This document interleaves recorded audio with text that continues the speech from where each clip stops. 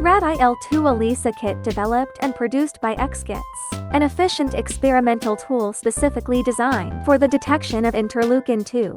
This kit adopts the classic sandwich ELISA method, which can rapidly, quantitatively and reliably determine the content of Rat IL-2 in vitro. ExKits provides researchers with a variety of key technical parameters for the kit, including detection sensitivity, detection range, standard curve date.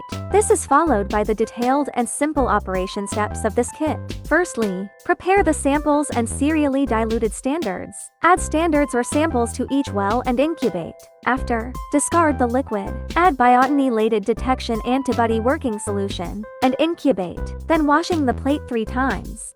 Add HRP conjugated working solution and incubate. Discard the liquid, then wash the plate 5 times. Next, add TMB substrate reagent. Incubate for 15 minutes, and immediately add stop solution.